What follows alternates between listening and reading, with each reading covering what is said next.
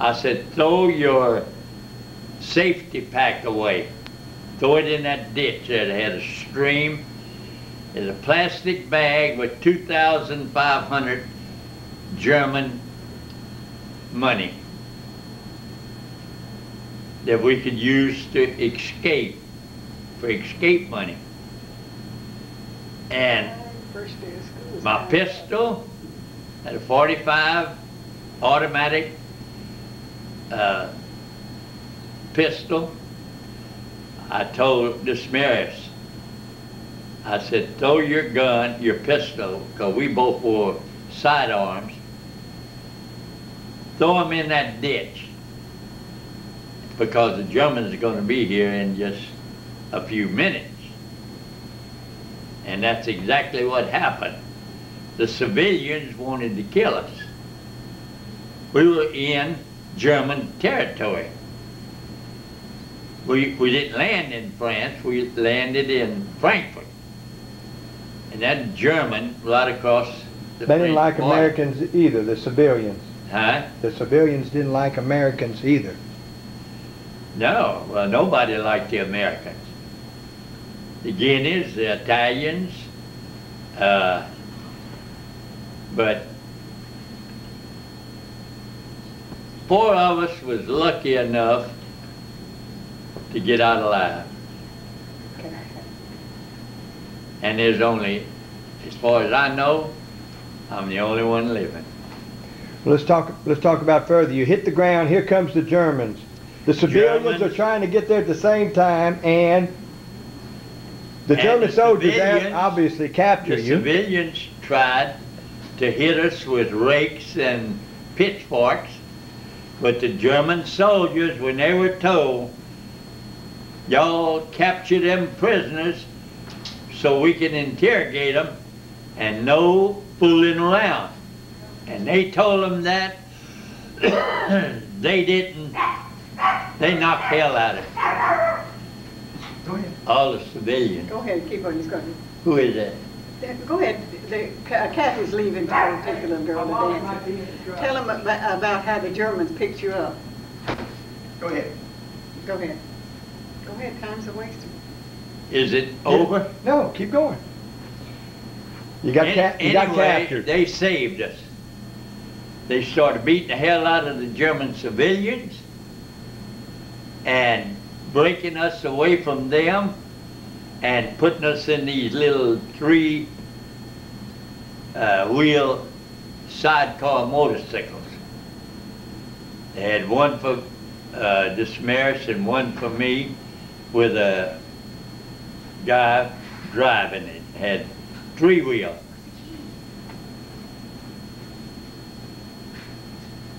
Who's that on the porch? They're going to take her to dance. Keep talking, honey.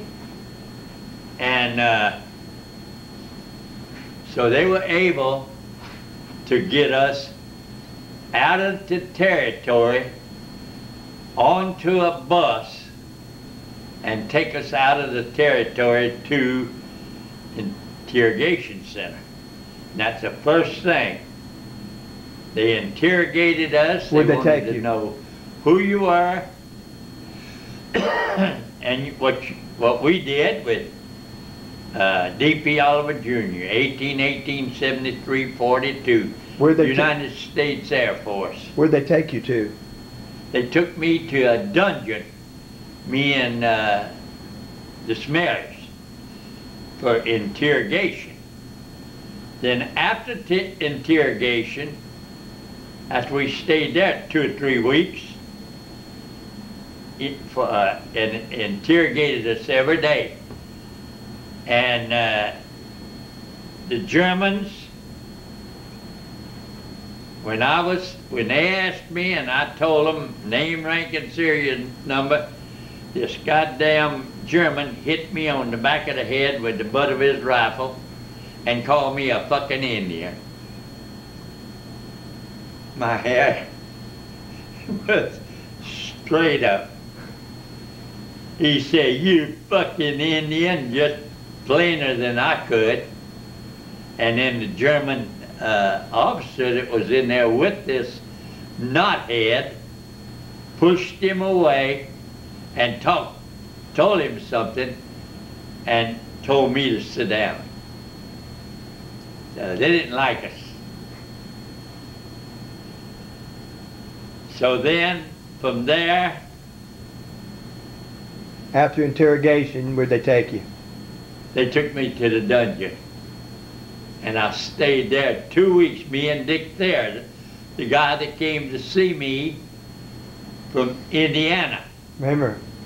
And he was the one, he told me, and he had Abbott and Dismaris to sign a statement that they were going to turn me in for the Congressional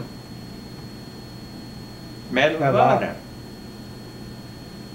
Because everything I stole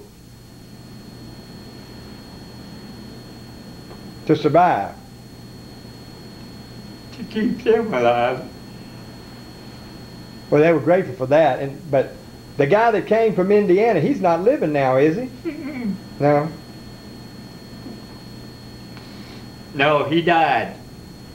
He had wrote the letter.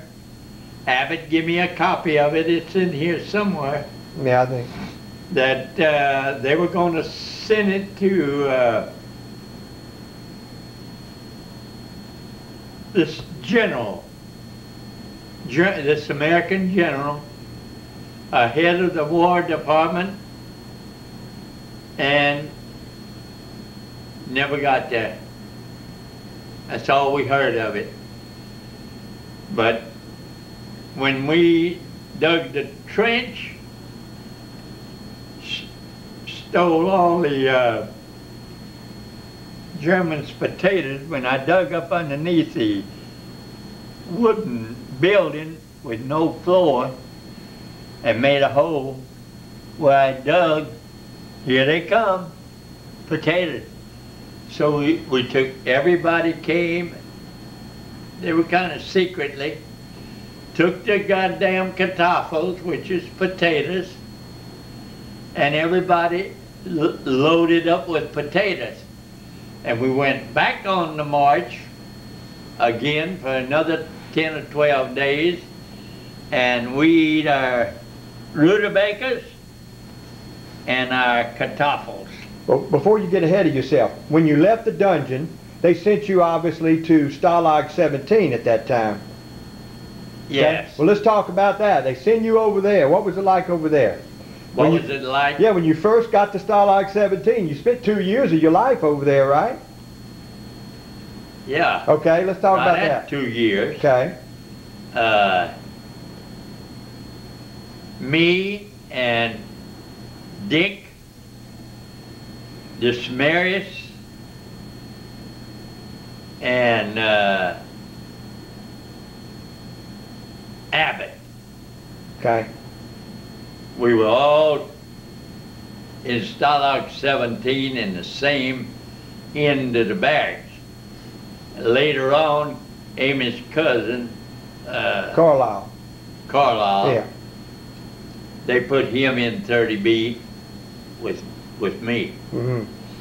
Because I had put him in the Army when I was on recruiting service. Anyway,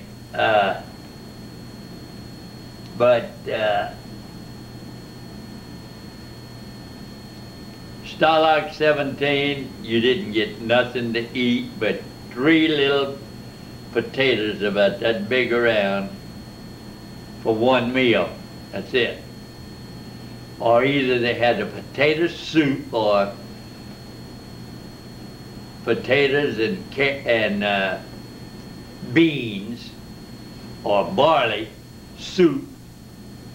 1 cup as big as one of these tomato cans.